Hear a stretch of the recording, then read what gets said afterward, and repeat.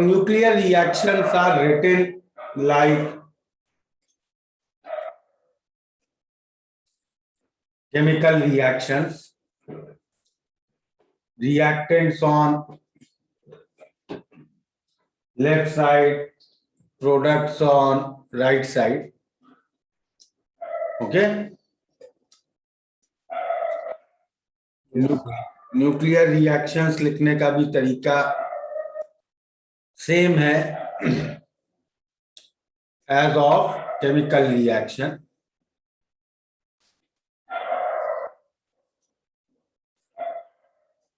तो जैसे typical nuclear reaction लिखते हैं.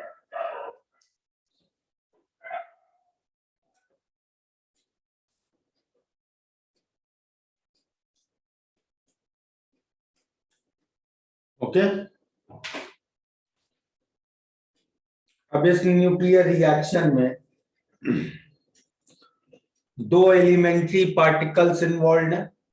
करेक्ट. Neutron and proton.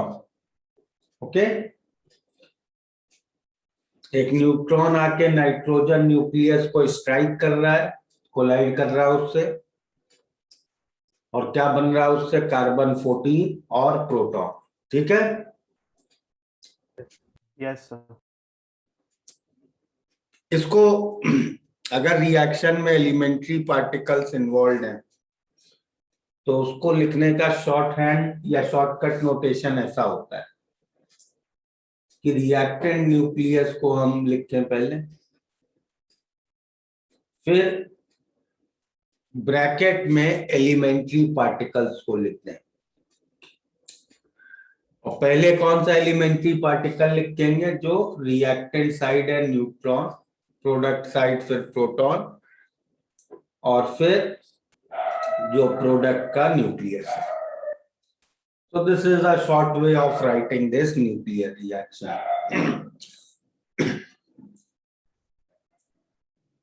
तो न्यूक्लियर रिएक्शन के इंपॉर्टेंट कैरेक्टरिस्टिक क्या देख सकते हैं हम लोग इस रिएक्शन में? जो तुमने नीचे नंबर्स लिखे हैं हर चीज के, वो क्या है? ये क्या है? Atomic number. और ऊपर वाले मास नंबर. तो पहला point atomic number and mass number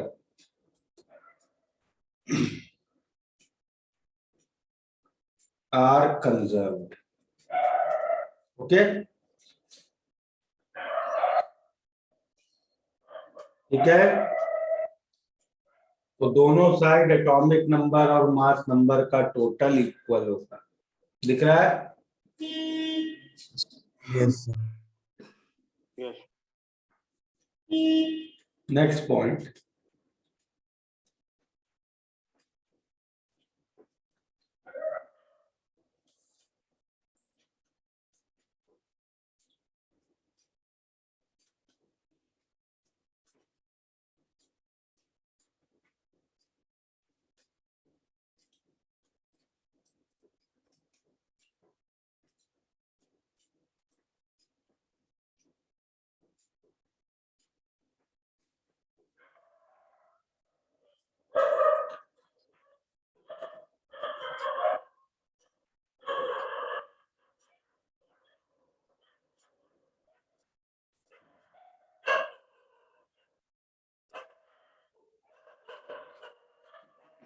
ठीक है. मास कंजर्वेशन नहीं होता है न्यूक्लियर रिएक्शन में. न्यूक्लियर रिएक्शन में मास can become energy, energy can become mass. Okay.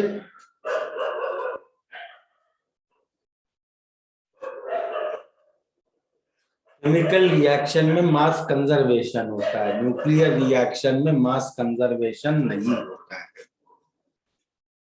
मास को बस एक एनर्जी का फॉर्म ट्रीट करते हैं और टोटल एनर्जी कंजर्वेशन होता है. मतलब kinetic energy and mass can inter convert into each other. in a nuclear reaction, but it cannot happen in a chemical reaction. ठीक है, तो एक न्यूक्लियर रिएक्शन की इसी कंसेप्ट पे हम लोग Q वैल्यू निकालते हैं।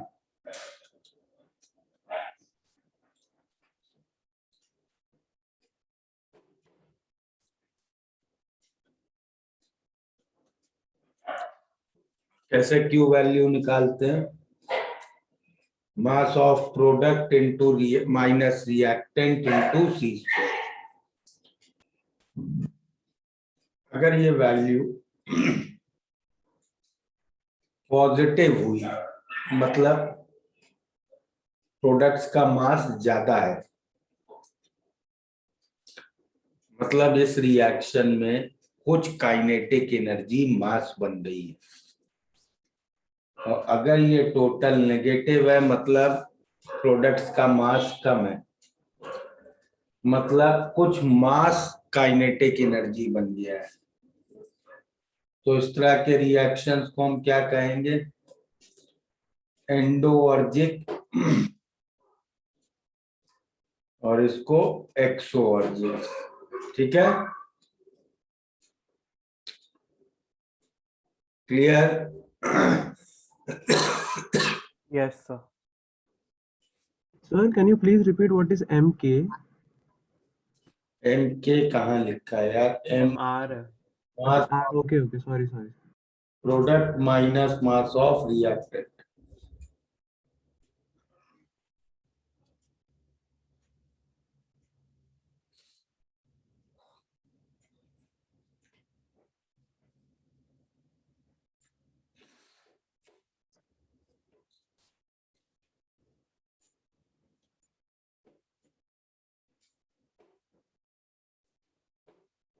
Next point,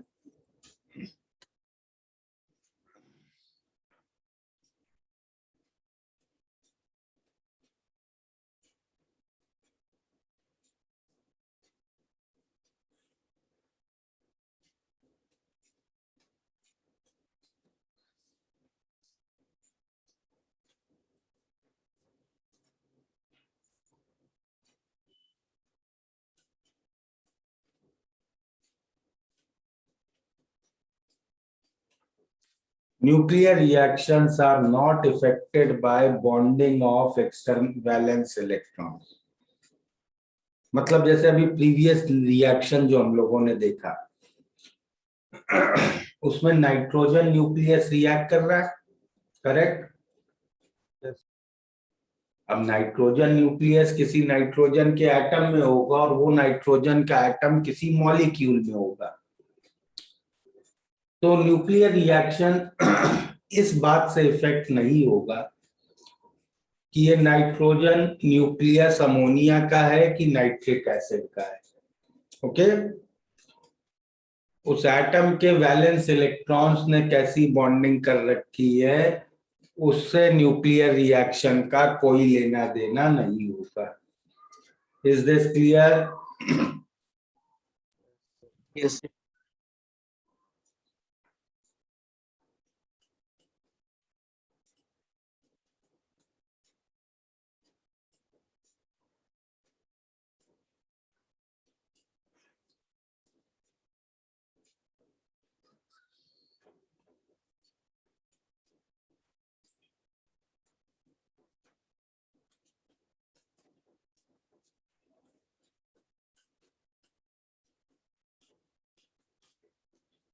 Nuclear reactions do not depend on external conditions such as pressure and temperature। ठीक है, केमिकल रिएक्शंस एक्सटर्नल कंडीशन से इफेक्ट होते हैं, और उसका रीजन भी ये है कि केमिकल रिएक्शंस का एक मैकेनिज्म होता है, एक एक्टिवेशन एनर्जी होती है। न्यूक्लियर रिएक्शन में ऐसा कुछ नहीं होता है। न्यूक्लियर रिएक्शन का ना तो कोई मैकेनिज्म होता है, ना कोई एक्टिवेशन एनर्जी होती है, correct? So therefore, they do not depend on any external conditions such as pressure and temperature. Okay.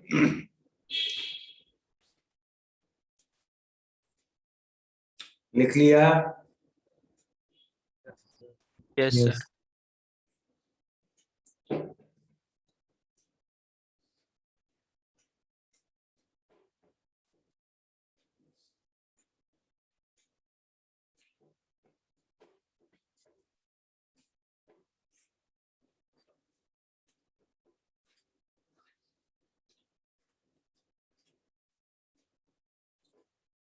Now one special class of nuclear reactions is radioactivity.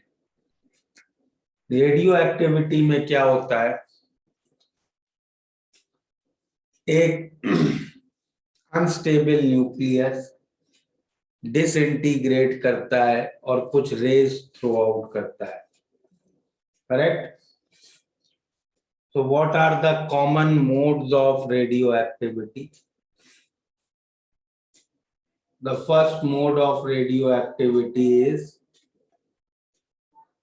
Alpha decay. ठीक है? Alpha decay में क्या होता है? एक radio active nucleus है, मान लो, वो अपने अंदर से एक अल्फा पार्टिकल थ्रो आउट करता है. अल्फा पार्टिकल क्या होता है? Alpha particle is a helium nucleus. ठीक है? तो क्या बचेगा?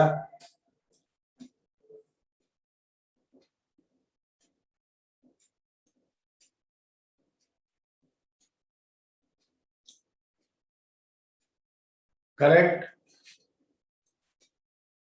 ठीक है? Yes, sir. तो ये अल्फा, ये जो ओरिजिनल पेरेंट न्यूक्लियस था, ये तो स्टेशनरी रहता है, मोमेंटम जीरो है. इसने अपने अंदर से एक अल्फा पार्टिकल थ्रो आउट किया मोमेंटम पी से. तो जो बचा हुआ न्यूक्लियस है वो उसी मोमेंटम से रिकॉइल करता है. ठीक है?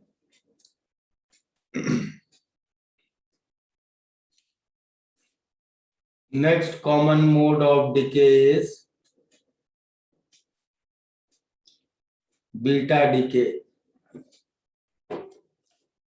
बीटा डिके में क्या होता है? एक रेडियो एक्टिव न्यूक्लियस अपने अंदर से बीटा पार्टिकल थ्रो आउट करता है. बीटा पार्टिकल क्या होता है? Beta particle is a electron.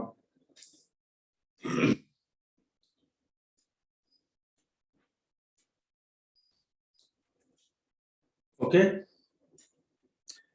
तो सेम मोमेंटम की अगर बात करें तो एक स्टेशनरी पेरेंट न्यूक्लियाई है, उसने बीटा पार्टिकल फेंका मोमेंटम पी से, तो जो बचा हुआ न्यूक्लियस है उसका क्या होगा?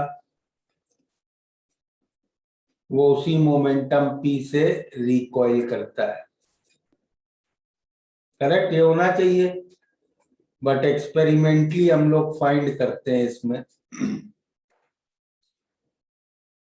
कि डॉटर न्यूक्लियाई भी स्टेशनरी है. So how can we explain momentum conservation here? Proton आते हैं, है? क्या बोल लो? न्यूक्लियस में एक एक्स्ट्रा प्रोटॉन आ जाता है और इलेक्ट्रॉन निकलता था. मैं मोमेंटम कंजर्वेशन की बात पूछ रहा हूँ भाई. सर एट अ टाइम दो पार्टिकल अगर लीव करेंगे तो नेट मोमेंटम जीरो ऐसा कुछ हो सकता है? एट अ टाइम दो पार्ट, दूसरा पार्टिकल कौन है? ऐसे दो बीटा डीके बहुत लाइक कम एक रेट इलेक्ट्रॉन की जगह पे दो अपोजिट एंड से निकलेंगे तो नहीं नहीं नहीं नहीं. सर इलेक्ट्रॉन का मास बहुत कम होता है, इसके लिए कुछ ज्यादा फर्क नहीं पड़ता. इलेक्ट्रॉन का मास बहुत कम होता है इससे ये तो इंश्योर नहीं कर सकते हो ना कि उसका मोमेंटम बहुत कम होता है। तो एटॉमिक स्ट्रक्चर से पढ़ रहे हो, जिन चीजों का मास कम होता है उनकी वेलोसिटी बहुत ज्यादा हो जाती है। सर हाँ, फिर हम ये बोल सकते हैं कि इलेक्ट्रॉन जब भी न्यूक्लियस से निकलता है तब neutron decays into a proton and electron. So वो जब भी एक्चुअल में वो प्रोटॉन का मास थोड़ा कम होता है न्यूट्रॉन से, तो वो थोड़ा जो कम मास रहता है वो उसकी वजह से मोमेंटम जीरो हो जाता है। बेटा देखो, मैं again I am repeating, neutron proton में कन्वर्ट हुआ, मास कम हुआ, मास एनर्जी बन गया। मैं एनर्जी कंजर्वेशन नहीं पूछ रहा हूं, I am asking momentum conservation. Will momentum conservation hold or not here? It should hold, but then it like we're not able to notice it because maybe there's another particle. Yes, and very careful experiments after many years showed कि इस decay में एक और particle निकलता है जो बहुत सालों तक अननोटिस्ड था, which is called as a anti neutrino. और एंटी न्यूट्रिनो का मोमेंटम होता है -p। And yes, as many of you were saying, actually ये डिके कैसे होता है भाई? इलेक्ट्रॉन न्यूक्लियस के अंदर आया कहां से? इलेक्ट्रॉन तो था नहीं न्यूक्लियस के अंदर। तो the actual reaction occurring inside nucleus is that a neutron converts itself to a proton, a electron and anti-neutrino। तो प्रोटॉन तो न्यूक्लियस के अंदर रख लिया जाता है, इलेक्ट्रॉन और एंटी न्यूट्रिनो बाहर फेंक दिए जाते हैं। ठीक है, तो इस रिएक्शन से ओवरऑल हो क्या रहा है? न्यूक्लियस के अंदर के न्यूट्रॉन कम हो रहे हैं और प्रोटॉन बढ़ रहे हैं। तो बेसिकली n/p रेशियो क्या हो रहा है? कम हो रहा है। तो कौन से न्यूक्लियस ये डिसइंटीग्रेशन करेंगे? जिनका n/p रेशियो ज्यादा हो, जिनका n/p ratio band of stability के ऊपर हो। ओके, ठीक है। Yes. And similarly we have also beta plus decay. Beta plus decay में क्या होता है? A positron is emitted. Positron is a particle having mass of electron but charge of proton। और साथ में एक और पार्टिकल निकलता है which is called as neutrino। और इसमें भी सेम मोमेंटम 0 0 p-p। और इसमें एक्चुअल रिएक्शन क्या होता है? A proton converts itself to neutron, positron and a neutrino। और इसमें क्या हो जाता है? n/p रेशियो बढ़ जाता है। तो जो एलिमेंट्स बैंड ऑफ स्टेबिलिटी के ऊपर हैं और उनको अपना n/p रेशियो कम करना है तो वो करते हैं बीटा डिके। और जो बैंड ऑफ स्टेबिलिटी के नीचे हैं और उनको अपना n/p रेशियो बढ़ाना है वो करते हैं बीटा प्लस डिके। ठीक है, समझ में आया? अल्फा तो बीटा और बीटा प्लस डिके से क्या अचीव होता है वो तो समझ में आ गया। अल्फा डिके से क्या अचीव होता है? देखो alpha decay is the only decay जिससे मास नंबर चेंज हो रहा है, करेक्ट? Yes, sir. बीटा और बीटा प्लस डिके से मास नंबर चेंज नहीं होता है।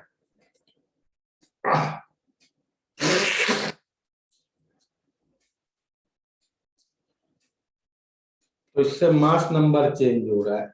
और मास नंबर से क्या रिलेशन है? एक न्यूक्लियस का रेडियस हम कैसे देते हैं? न्यूक्लियस का radius is R0 into A raise to 1/3। R0 constant है, ए मास नंबर है। तो मास नंबर जितना ज्यादा होगा न्यूक्लियस का रेडियस उतना ज्यादा होगा। ओके, यस और no? Yes. Yes, sir. Radius nucleus का जितना ज्यादा होगा न्यूक्लियर फोर्सेस उतने ही कम हो जाएंगे। Agreed? Yes, sir. Yes, sir. तो अल्फा डिके कौन लोग करते हैं? Alpha decay is done by heavy nuclei, जो बहुत हेवी होते हैं, जिनका मास नंबर बहुत ज्यादा है। अब क्या फायदा मिलता है उनको अल्फा डिके करने से? Reduce their size. अपनी साइज को कम करने के लिए वो लोग अल्फा डिके करते हैं। क्लियर है? और लास्ट इसमें हम लोग कर सकते हैं गामा डिके। गामा डिके में एक एक्साइटेड न्यूक्लियस, एक न्यूक्लियस जिसके पास बहुत एनर्जी है, एक एक्साइटेड न्यूक्लियस अपने अंदर की एक्स्ट्रा एनर्जी एक फोटोन के फॉर्म में थ्रो आउट करता है।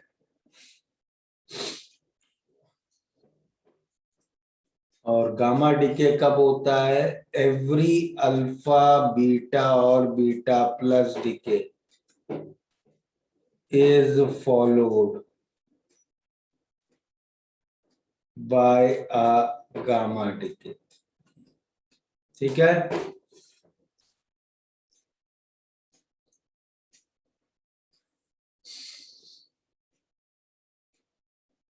सर एक्स के ऊपर स्टार मतलब एक्साइटेड स्टेट है। हाँ, एक्सेस एनर्जी।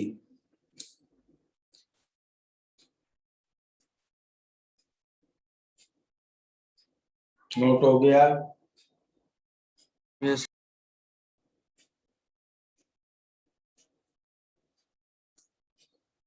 ओके।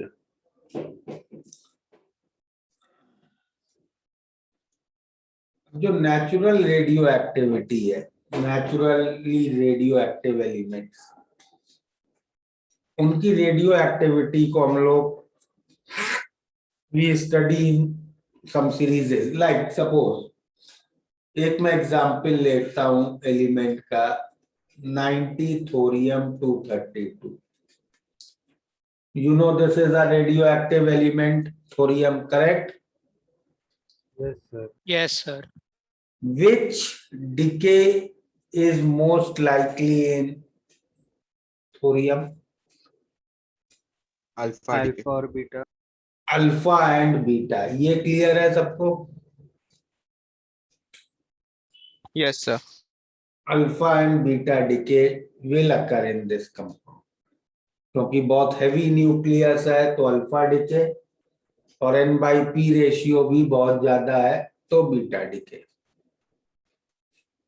तो थोरियम अल्फा डिके करता है, क्या बनेगा अल्फा डिके के बाद? क्या हो जाएंगे नंबर्स? 228 and 88. 88 228। 88 का एलिमेंट तो याद होगा रेडियम। थोरियम से दो प्लेसेस पहले पीरियोडिक टेबल में, करेक्ट? थोरियम से एक्टिनाइड सीरीज शुरू होती है, याद? sir. Yes. Yes, sir.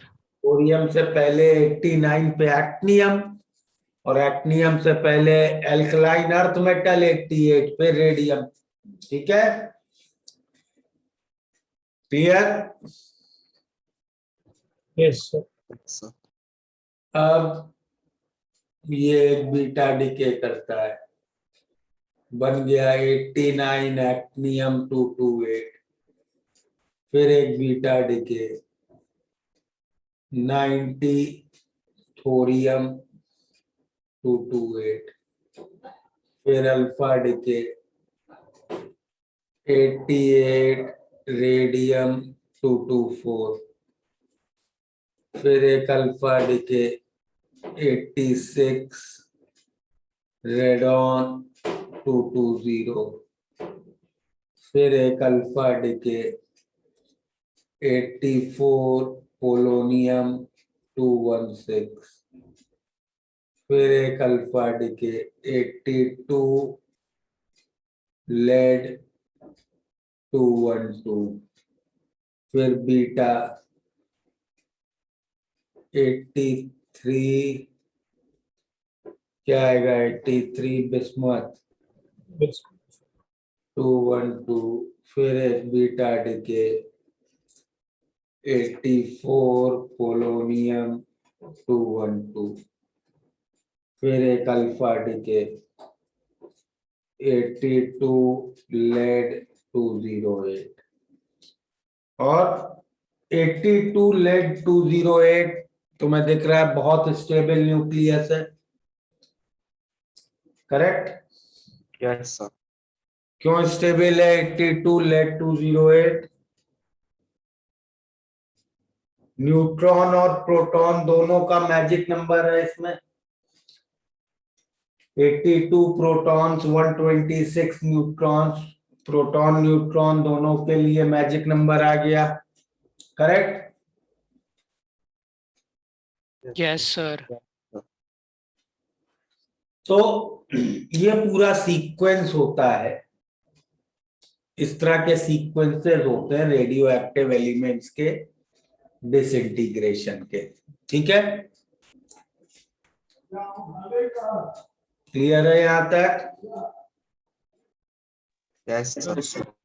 Sir यहाँ पे अल्फा कब डीके होगा और बीटा कब डीके होगा, उसका कुछ रीजन है क्या? कोई रीजन नहीं इसमें, देखो ब्रांचिंग भी है, मैंने ब्रांचिंग नहीं बनाई है, जैसे यहाँ ये भी हो सकता है कि ब्रांचेस भी बनती हैं, यहाँ पे मान लो पोलोनियम के बाद एक बीटा हो जाए, करेक्ट, 85 एस्टेनिन 216, और फिर ये अल्फा, सॉरी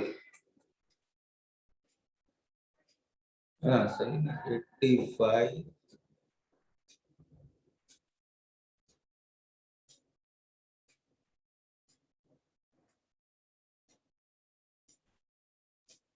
एक मिनट,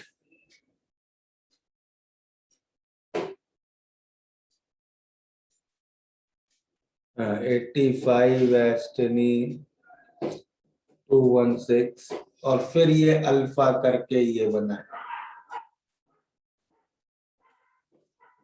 ठीक है। तो ये भी होती हैं, ये इसीलिए तो हम लोगों ने पैरेलल काइनेटिक्स और सीक्वेंशियल काइनेटिक्स पढ़ा था।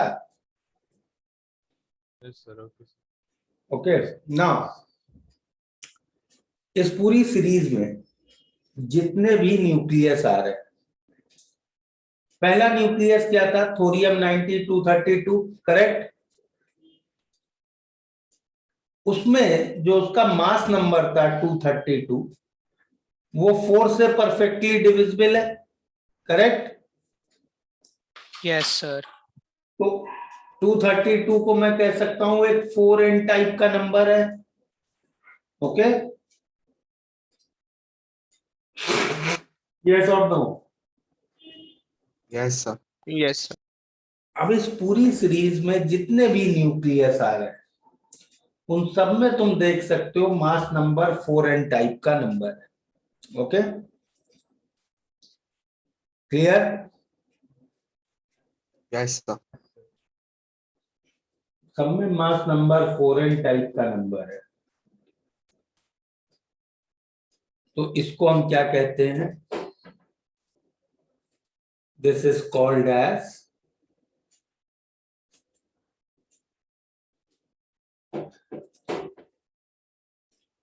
Four N series. तो इसी तरह सारी रेडियो एक्टिविटी को हम 4 सीरीज में बांट सकते हैं, 4n plus 1, 4n plus 2 and 4n plus 3। Okay, ये समझ में आ रहा है ना भाई? मास नंबर अल्फा डिके से चेंज होता है 4 से, बाकी किसी डिके से चेंज होता ही नहीं है, correct? Yes sir.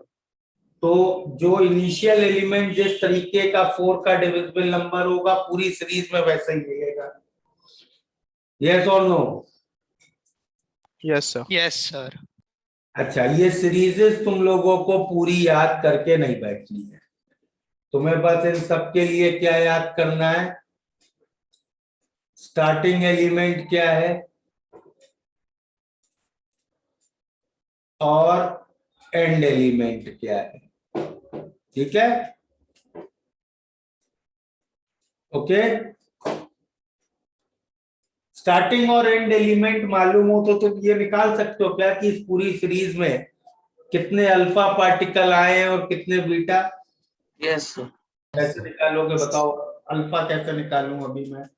Change in mass Change in mass divided by number. 4 को alpha particle. Change in mass number divided by 4 ने दे दिया alpha particle. Beta So like 12 is equal to like 2 alpha minus beta. Very good, change in atomic number will be 2 alpha minus beta, ठीक है? तो 4n series में 6 alpha 4 beta आएंगे। Clear? Yes sir. सिर्फ alpha और beta होगा ये हम कैसे कह रहे हैं? लाइक बाकी तो क्यों नहीं हो सकते? n/p रेशियो ज्यादा है। अच्छा ओके सर। तो अब बुकलेट है सबके पास? बुकलेट में देखो एक टेबल दिया है इन चारों सीरीज के स्टार्टिंग पार्टिकल्स और लास्ट पार्टिकल्स दिए हैं। देखी सबने वो table?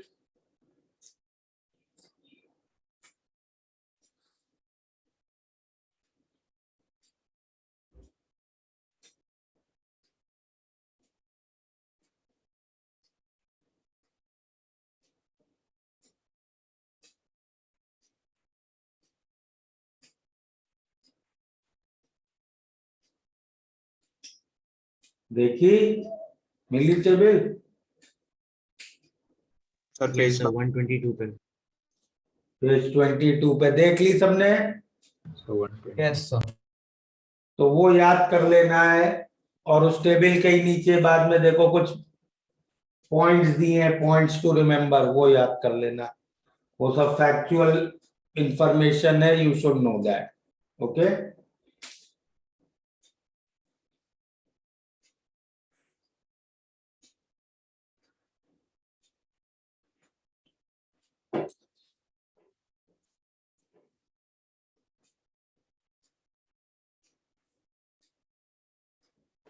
next let's come to kinetics of radioactivity। क्या है kinetics of radioactivity? Which order kinetics is? First order sir. Order, first order का रेट लॉ हम लोग कैसे लिखते थे? Minus dA/dt is equal to K। सही है? यहाँ A क्या था? Concentration of reactant A। Agreed? Yes और no? Yes, sir. Yes sir. But nucleus के लिए कंसंट्रेशन लिखना बहुत ऑकवर्ड टर्म है, तो रेडियो एक्टिविटी के लिए rather than writing concentration we will write number. तो कैसे लिखते हैं रेडियो एक्टिविटी के लिए? Minus dN/dt is equal to lambda n, और यहाँ n क्या है? number of radioactive nuclei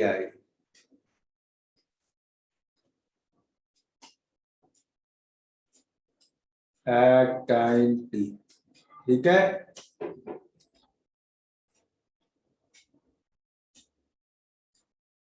clear? Yes, sir.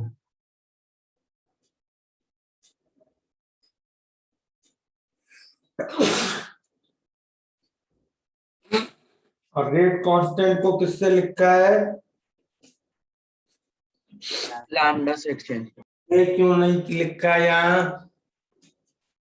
क्योंकि उसका यूनिट्स मोलारिटी के टर्म्स में है। क्या? Cake, sorry sir.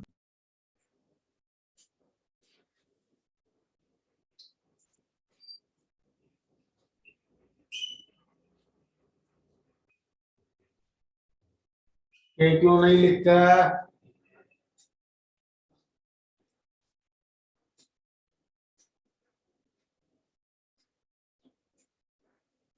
It depends on temperature. Very good. Radio activity का रेट कांस्टेंट टेम्परेचर पे डिपेंड नहीं करता है। रेडियो एक्टिविटी के रेट कांस्टेंट पे हम आरएनएस इक्वेशन नहीं लगा सकते। Okay, Yes. इसलिए के नहीं लिखा। के is temperature dependent rate constant. तो उसको इंटीग्रेट करके क्या मिल जाएगा? करेक्ट,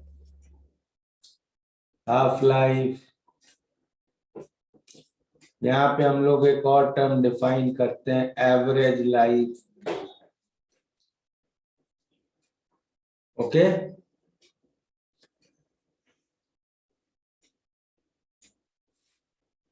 किसी भी रेडियो एक्टिव सब सैंपल के रेट ऑफ रेडियो एक्टिविटी को हम कहते हैं उस सैंपल की एक्टिविटी। तो क्या होगी एक्टिविटी किसी भी सैंपल की? लैम्डा है। एक्टिविटी के यूनिट्स क्या होंगे कि कितने डिसइंटीग्रेशन हो रहे हैं एक सेकेंड में? तो यूनिट्स हम लोग लेते हैं डिसइंटीग्रेशन पर सेकेंड, और 1 DPS को हम बोलते हैं 1 becquerel, which is the SI unit of radioactivity. Commonly used non-SI units are Curie. 1 Curie is 3.7 into 10 raised to 10 DPS, and 1 Rutherfordium, which is 10 raised to 6 DPS.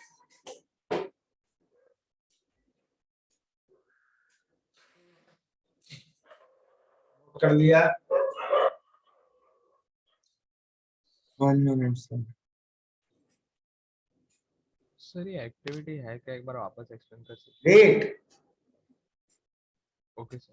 Chemical reaction में जिसको कहते हो ना रेट ऑफ रिएक्शन, यस जो activity में हम उसे कहते हैं activity of sample. Okay sir.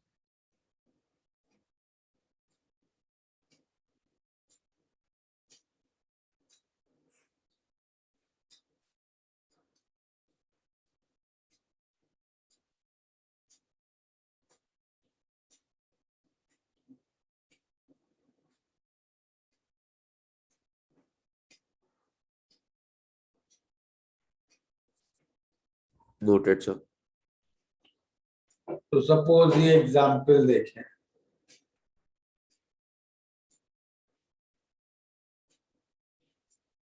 मान लो एक रेडियो एक्टिव सब्सटेंस है ए जिसकी हाफ लाइफ है 2 hour. Okay, T equal to 0 पे मैंने 1 मोल ए लिया। T इक्वल टू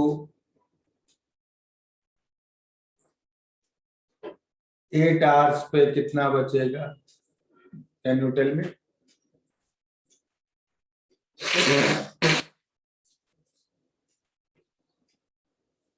कितना ए बचेगा? 1/8. 1/8। 1/8। यार अभी तक ये गलती कर रहे हैं हम लोग। 1/16 बचेगा।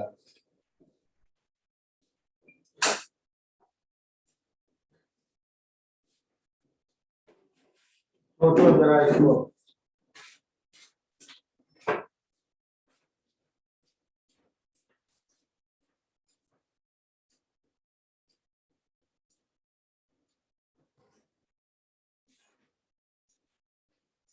Yes, sir, 1/16 वो एक आखिरी इंटरवल नहीं है। एक आर्ट्स में 4 हाफ लाइफ होंगी, ठीक है? क्लियर है? बोलो, अभी भी किसी को डाउट तो नहीं है? हैं?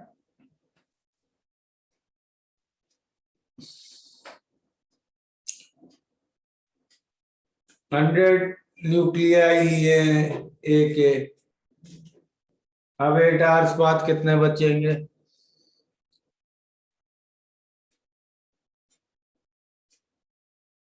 100/16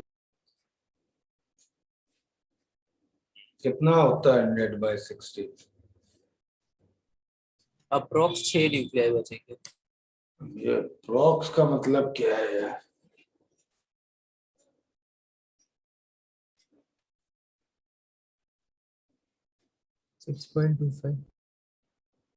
अच्छा लग रहा है ये बात कहते हुए? नहीं सर, आधा न्यूक्लियाई थोड़ी हो सकती। तो 6 न्यूक्लियस रहेंगे। 6 बोलोगे 7 बोलोगे? सर वो थोड़ा डिके हो चुका है तो उसको पूरा ही कंसिडर करेंगे, राइट? हम लोग को वो मिलेगा नहीं जितना गया उतना। Anybody else? सर 7 रहेगा। 7 होगा। रीजन? सर वो पॉइंट में आ रहे तो उसको 7 कंसिडर करेंगे आई गेस।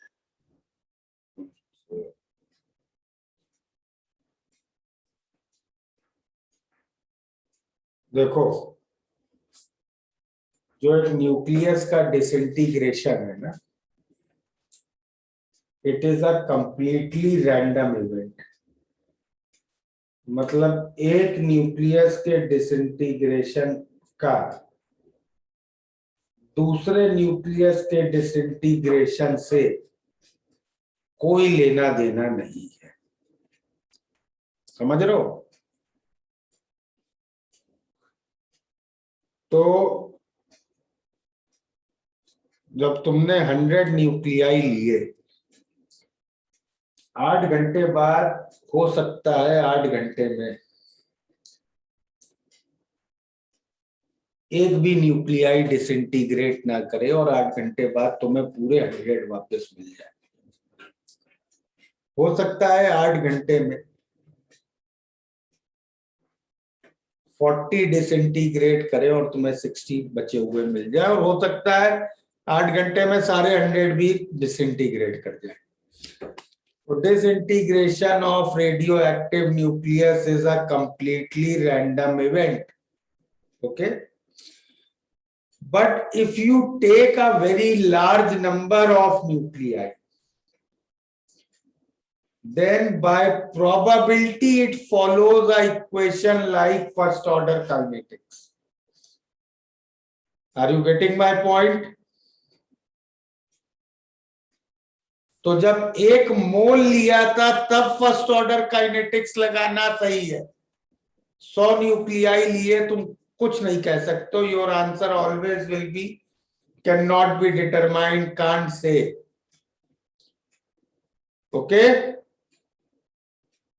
100 न्यूक्लियाई में 2 घंटे बाद कितने बचेंगे? Sir can't say. Can't say. Don't write 50। Finite number पे फर्स्ट ऑर्डर काइनेटिक्स नहीं लगा देना, ठीक है? न्यूक्लियर रिएक्शंस का कोई मैकेनिज्म नहीं होता है, उनकी कोई काइनेटिक्स नहीं होती है। लेकिन जब बहुत लार्ज नंबर में लो, then they follow probability wise equation like first order kinetics. Okay,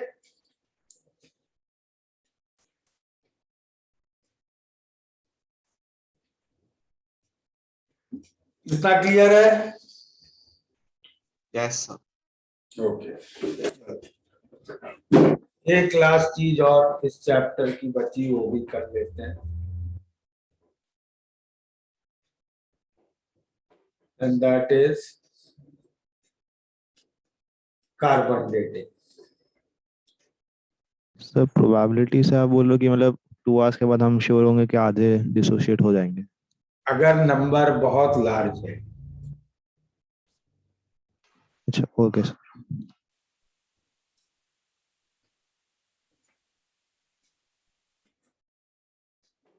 देखो, कार्बन डेटिंग का क्या कंसेप्ट है? हमारे एटमॉस्फेयर में नाइट्रोजन है, करेक्ट?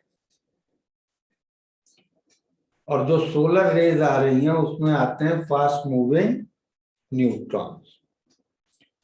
तो ये रिएक्शन जो अभी लिखा था, ये हमारे एटमॉस्फेयर में होता है और इससे कार्बन 14 बनता है।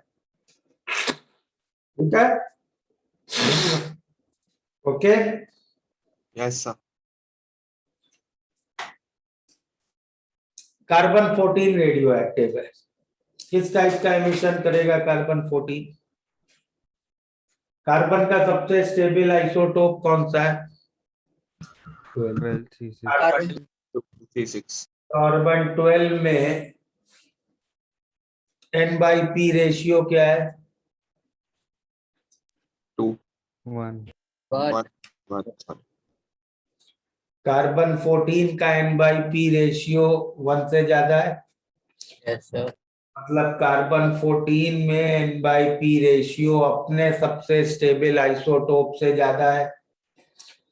तो carbon 14 will be a beta emitter, उसको अपना N/P रेशियो कम करना पड़ेगा।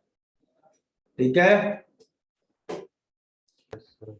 तो कार्बन 14 इस तरीके से बीटा एमिशन करके डिके करता है। तो ये दो रिएक्शंस हमारे एटमॉस्फेयर में आर गोइंग ऑन फॉर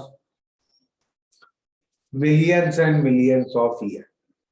एक रिएक्शन से कार्बन 14 बन रही है और एक रिएक्शन से कार्बन 14 कंज्यूम हो रही है। तो definitely carbon 14 has reached the radioactive equilibrium in our atmosphere. मतलब for several millions of year carbon 14 content in our atmosphere is constant. अब any living organism which is breathing in atmospheric air, वो भी carbon 14 ले रहा है अपने अंदर, correct? Yes sir. वो कार्बन 14 उसके अंदर जब जाएगी तो उसकी बॉडी उसके टिश्यूज में भी एब्जॉर्ब होगी। और कब तक एब्जॉर्ब होती रहेगी? जब तक उसकी बॉडी का कार्बन 14 कंटेंट एटमॉस्फेयर के कार्बन 14 कंटेंट के साथ इक्विलिब्रियम में ना आ जाए। ओके, तो बेसिकली कार्बन 14 टू कार्बन 12 ये जो रेशियो है, ये किसी भी लिविंग ऑर्गेनिज्म में हमेशा उतना ही होता है जितना ये रेशियो एयर में है। ओके, तो हर लिविंग ऑर्गेनिज्म में कार्बन 14 टू कार्बन 12 का रेशियो एग्जैक्टली सेम होता है जो एयर में है। ठीक है? अब अगर हमें कोई फॉसिल मिला, देखो हर ऑर्गेनिज्म में कार्बन 14 है और उसकी बॉडी के अंदर भी वो डिके कर रही होगी कार्बन 14 रेडियो एक्टिव डिके। लेकिन जैसे जैसे वो डिके कर रही है, अगली ब्रेथ में वो वापस उतना एब्जॉर्ब कर लेता है, करेक्ट? तो ये रेशियो या कार्बन 14 कंटेंट उसकी बॉडी में रहता है कांस्टेंट। बट जैसे जैसे सपोज वो लिविंग ऑर्गेनिज्म डाई कर जाता है और ब्रीदिंग बंद कर देता है।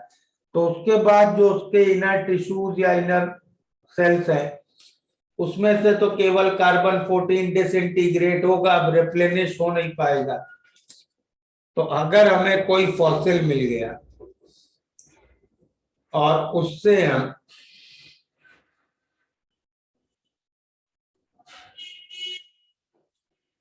उस फॉसिल की एक्टिविटी निकालें, ओके, और एक लिविंग थिंग की एक्टिविटी निकालें, ये रेशियो क्या होगा? फॉसिल की एक्टिविटी क्या होगी? लैम्डा एन, और लिविंग थिंग की लैम्डा एन नॉट। और जब ये फॉसिल लिविंग होगा तो भी इसमें भी वही एन नॉट होगा। Agreed? Yes sir.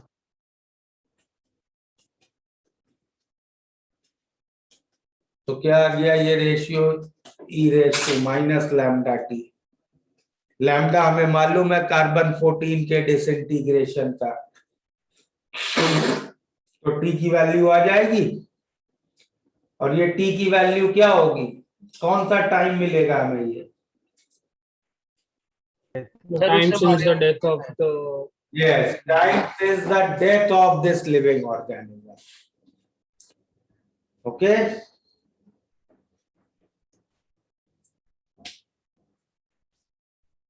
Carbon dating का कंसेप्ट समझ में आ गया? अच्छा, ये केयर रखनी है कि जब तुम फॉसिल और लिविंग थिंग इनकी एक्टिविटी मेजर कर रहे हो, दोनों में कार्बन 12 का मास सेम लेना, correct?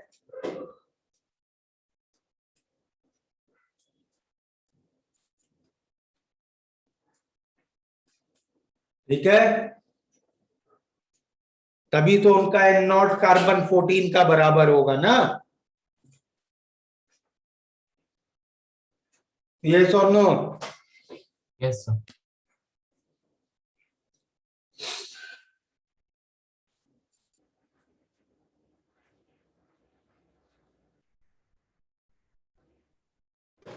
so what is R? लिख दिया है यार मैंने।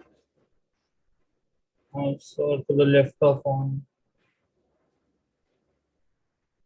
हाँ, ये Yeah. It's a star.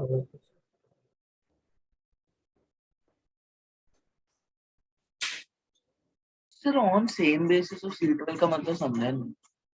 C12 का अमाउंट सेम होना चाहिए दोनों में। अच्छा सर, ओके।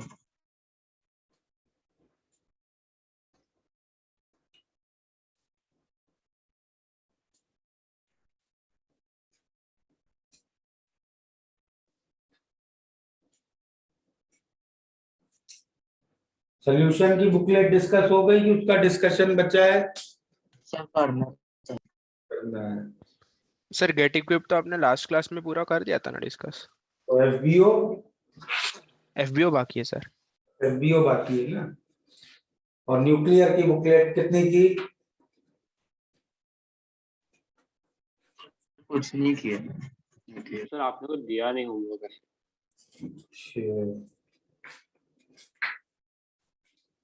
तुम लोग तो इंटेलिजेंट लोग हो, नहीं दिया तो खुद से भी कर सकते थे ना। 5 ऑब्जर्वेशन वाले पे जितने प्रॉब्लम्स थे कर लेते हैं।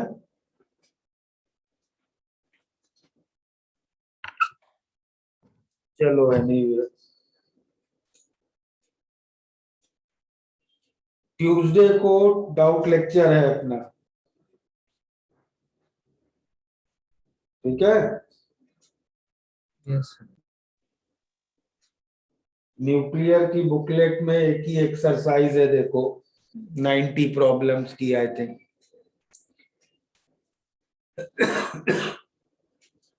एक ही ऑब्जेक्टिव एक्सरसाइज है ना न्यूक्लियर की? Yes sir. Yes, FBO. sir. हाँ sir, FBO and then window. हाँ, तो वो ट्यूसडे तक खत्म कर लेना, बहुत छोटा सा काम है वो, ठीक है? Yes, sir.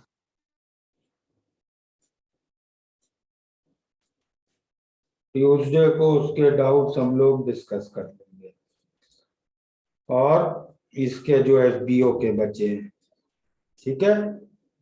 सर विंडो भी इसका विंडो सॉल्यूशन यस कर लेंगे विंडो भी।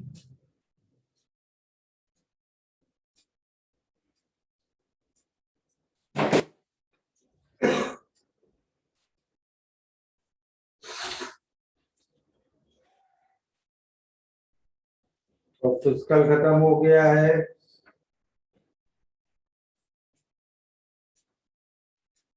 चलो आज फिर स्टॉप ही करते हैं। तुम लोग बैठ के बुकलेट अभी कर लो, एक घंटे में हो जाएगी वो पूरी बुकलेट। ओके न्यूक्लियर केमिस्ट्री की सर। हाँ ओके सर। अभी टाइम है, यू कैन डू 1.5 आवर में अभी बुकलेट कंप्लीट कर लो, ठीक है। सर सरफेस केमिस्ट्री बाकी है ना? सरफेस इनऑर्गेनिक में होगी। Okay sir. चलो बाय एवरीबॉडी। थैंक तो यू आज की सेकंड क्लास नहीं ले रहे आप? क्या सेकंड क्लास में क्या है? कुछ करना तो है नहीं। Sir, but if Okay, sir, sir, no if we solve nuclear का chemistry problems, so then you can take doubts in that second lecture, ना? ट्यूसडे को ही कर लेंगे ना भाई, सब एक साथ हाँ एक। सर ट्यूसडे को ही ले लो एक बार। हाँ ओके सर। सर आपने सर एक चीज है, जस्ट आपने इलेक्ट्रोकेमिस्ट्री में क्या एंड में कुछ प्रॉब्लम्स दी तो आपने डिस्कस नहीं किया है थे कभी तो। Yes sir can you discuss that? Yes sir वही कर लेते हैं। जैसे उसका डिस्कशन का बैच 2 की रिकॉर्डिंग पड़ी है। अच्छा ओके चार जो दिए थे वही कह रहे हो ना? हाँ सर हाँ सर। डबल सॉल्ट वगैरह का था। चारों प्रॉब्लम्स की रिकॉर्डिंग बैच 2 की पड़ी है यूट्यूब पे, ठीक है। Okay sir thank you.